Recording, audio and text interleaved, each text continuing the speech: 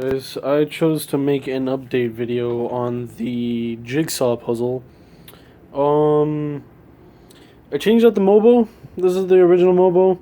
Um, the original socket.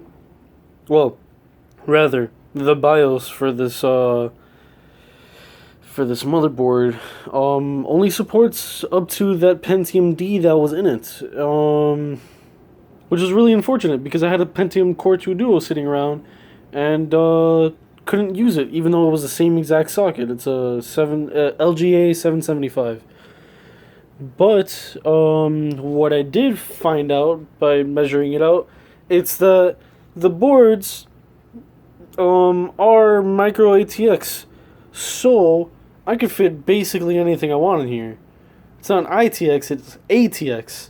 So I could even, I mean, I would never do that because my graphics card wouldn't fit, but I could fit my whole setup from my gaming rig in here. Well, again, except for the graphics card. Um, but that means that this jigsaw puzzle has a potential, at least case wise anyway. Um, Only limiting factor will always be the power supply, but I imagine if I just only upgrade to low power chips, I should be fine. Um, if you see the cooler is basically the same, that's because it is the same cooler, but it's a different fan. The original fan didn't have the fourth cable for controlling RPM, because the other one was controlled by voltage. So the motherboard would control the speed of the fan on the other one, but it would control it by voltage, so it didn't require it to have an RPM sensor and whatnot. Um, but other than that, I just gotta rig that fan, and I put the same grill that I had on the other fan. It's so gotta rig, like these screws are too long for it. Like it was going into the fins, but it's fine. I don't care about a few fins getting bent. It's it's a good cooler, at least for a stock cooler. It's pretty good. It's got copper heat sinks. The whole thing is copper, really, except for the fins, but that doesn't matter. Um, this mobile has expansion for PCIe. I looked up the specs of this mobile, and officially it only supported up to 2 gigs. But I did some research. I think I'm gonna be able to buy some 2 gig sticks for each of these slots. So I'll be able to get 4 gigs, even though I only have 2 slots.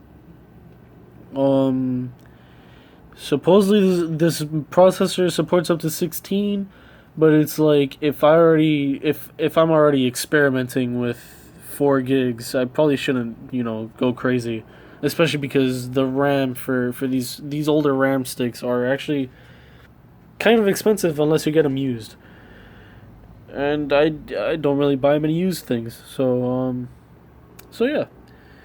Uh, Thing still has the 80 gig drive. It's not actually the original. I swapped it out for another 80 gig drive because the one that came with it has Windows 7 on it, which I'm skeptical on whether or not I'm gonna delete that partition. It it it used to be a work computer. That Windows 7 partition was used for business things. It might have people's personal information on it. So in the meantime, I just put my drive, and it already had Linux Mint installed. So I've just been running that. It's actually really running pretty nicely, especially since it's a low spec computer. The OS is pretty much made for it, and I I finally don't have laggy YouTube videos anymore because of the Core 2 Duo, which is an improvement. Um, this power supply. I don't know if I really explained it so much in the last post. I got it for $32. The original power supply is actually a different size. It's actually slightly larger, but I couldn't find the original one since this is a refurbished Korean only um Samsung small form factor computer. It was never actually sold in the U.S. I don't know how like these guys got it and were using it in office, but But yeah, that power supply failed. It didn't want to boot at all. Like I would press the power button, and I would just fucking spam the button, and it would never turn on. So replace the power supply. Well, originally, if you saw my last post, I had it like umbilical cord status with a with some other power supply, some cheap ass like Chinese, supposedly gaming power supply. It's a piece of shit. But this power supply actually has a higher rating wattage wise, only slightly. That one was a 250. This one's a 261. Not really that big of a difference. Um, that's all I can really say. I'm running it with a Flatron monitor, some old ass LG monitor. I got an Apple keyboard on it only because like since I'm using a wireless mouse, I thought it'd get better reception from if I just put this. I stuck the USB into the USB hub from the keyboard. So yeah, it's pretty much at like the standstill mode right now when it comes to development. I'm probably not gonna be posting that many pictures now because I have nothing else to do with it. Um, oh, I don't know if you noticed earlier. It's running without an I/O shield because I lost the I/O shield for this mobile a long time ago. It's possible I still have it somewhere if I look for it really well, but I didn't really care.